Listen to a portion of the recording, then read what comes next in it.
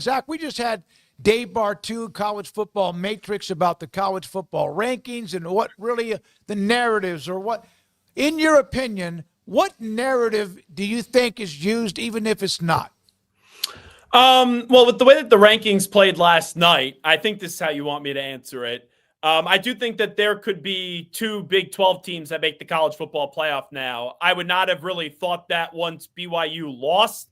But Texas Tech being ranked where they did in terms of 6, I think is something that if they win on out, just like how SMU last year had one loss going to the conference championship game, and then they lose by a razor-thin margin, then there's a way that Texas Tech and somebody else could make into the playoffs. But the other narratives that are out there, the SEC this year and the Big Ten, right, they're the two big conferences. The Big Ten is probably going to get 3 teams in. The SEC, I think, could get up to 5 teams this year. But I think it's interesting, even though Mack Rhodes didn't really say it last night, but how much the committee really did listen to the fans that were irate that Miami was 18th last week, and now they're the ACC representative.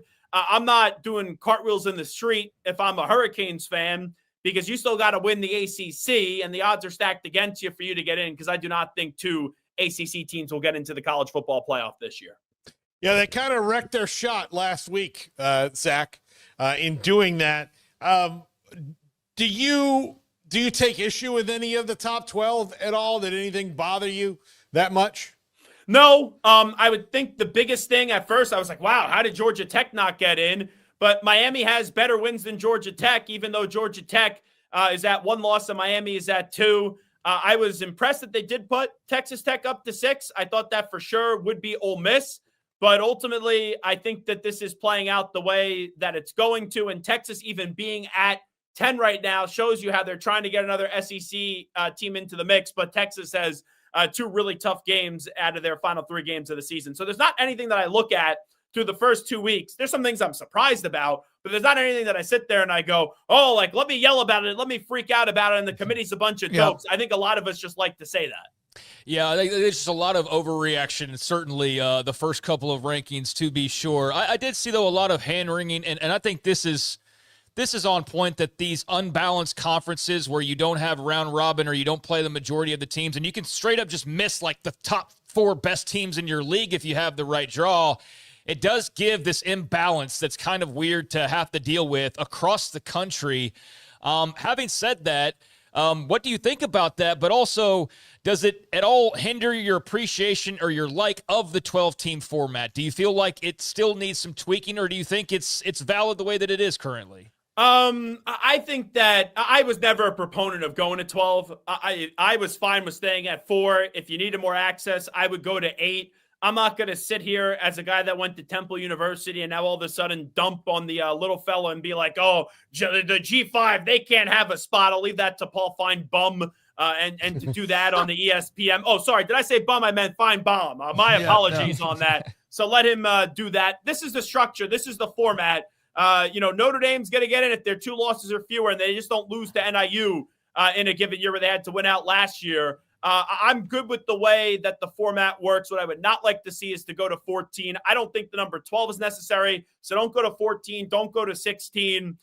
They've had enough teams the last 2 years stub their toes. The regular season games have been good. So if you're in that 2-loss range, you feel like you should be in. If it's anything more than 2 losses, I don't feel bad for you if you miss. But they have tinkered with this enough where, okay, if you win your conference, doesn't mean you're guaranteed a bye. I said that at the jump. I know that's been a change this year, the strength of schedule. It's never going to be perfect when you leave it up to humans to determine this system.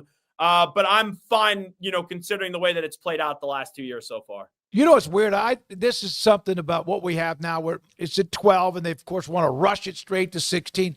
I went and looked back in 1953 or so in college football. They had You remember that time well, right? Yeah, I do. Covering the game then. I was a twinkle in my father's eye, but they had 3 teams that went undefeated, 3 named teams. I think UCLA was one. I think Oklahoma was one, and I'm not sure who the other one was, like Ohio State or whatever, whoever it was, OU.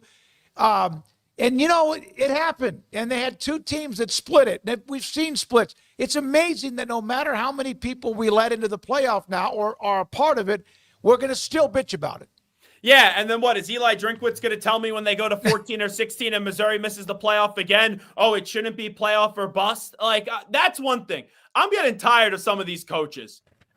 Missouri last year, if he would have said this, no problem. I would say, you're right, coach. You guys have had 2 really good seasons, 10 wins, 11 wins, whatever the order was. But this year, you're supposed to take that next step. And it's not a disaster that you didn't make it, but you failed. It looks like you're going to fail to make the college football playoff now with 3 losses. And also, all these coaches, and I get it, NIL is not a perfect world. The transfer portal is a pain in the ass.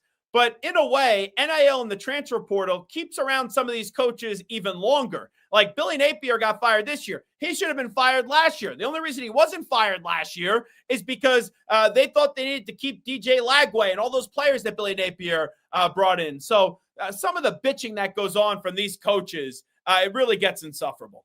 It was 1954. Ohio State, UCLA, and Oklahoma all undefeated. Yeah. Thank you. I would not have slept tonight if I didn't get that information. Zach, the Giants have a head coach opening. The Jets may or may not by the end of the year. Who knows what they're going to do? They are the Jets after all. I think Glenn will be back. He's a pain in the ass. He's been a douche with the media, but he'll be back. Yeah.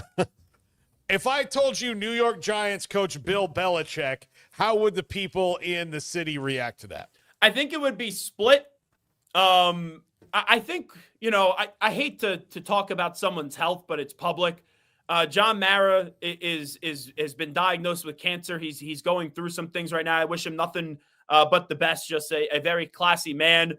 So I think that actually plays a role in Joe Schoen coming back.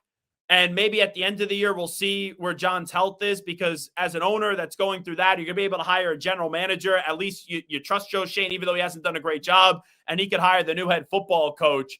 But Bill Belichick knows the Mara family very well, knows the Tisch family very well. He wants to coach again in the NFL. I just don't know with how the way that it played out with Arthur Blank and the Atlanta Falcons. I don't think the NFL wants him right now.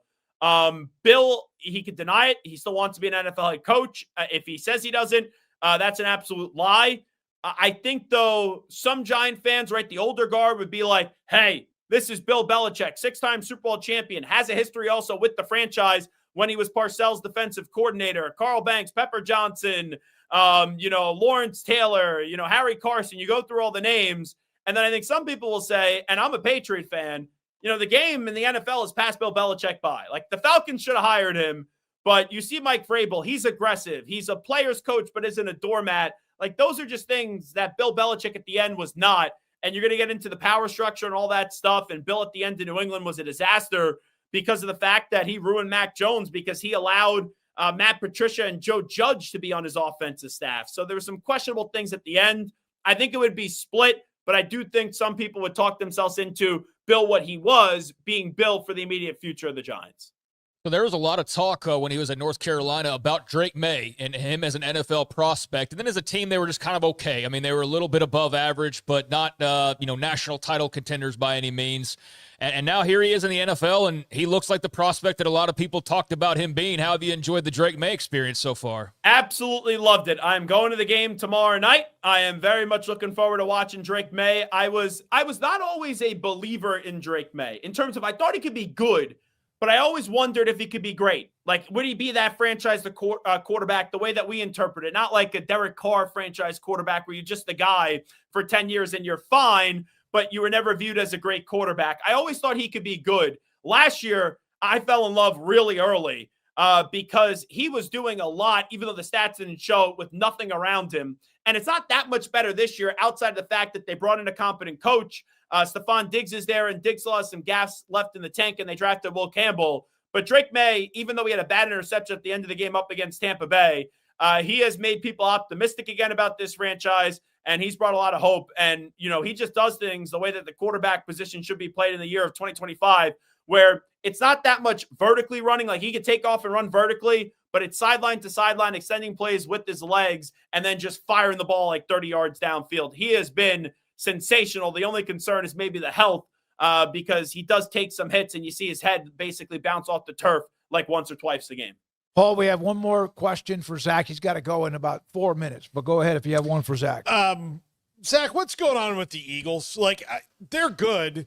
I just don't get that, like, AJ Brown's a child. Like, I understand Jalen Hurts is not the greatest quarterback. The guy won a Super Bowl MVP, though. He's a top 6 or 7 quarterback in the NFL. The dude wins. The dude doesn't care how he wins, just as long as he wins. AJ Brown wants to win, but he wants to win with him having stat lines of 12 receptions for 130 yards and 2 touchdowns. I don't understand how he only gets 3 targets the other night. So there is some defense of AJ Brown, but he wants to be traded. There's no doubt. I don't care what people spin.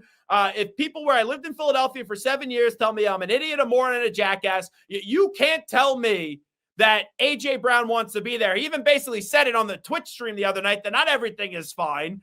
They didn't trade him at the deadline. I'm not shocked by it. If I'm Howie Roseman, I say we won a Super Bowl last year. He wasn't thrilled when he was reading that book in the sideline, Inner Excellence.